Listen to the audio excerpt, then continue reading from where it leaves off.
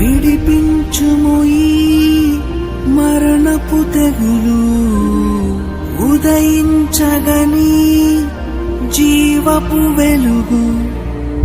విడిపించుము ఈ మరణపు తెగులు, ఉదయించగని జీవపు వెలుగు.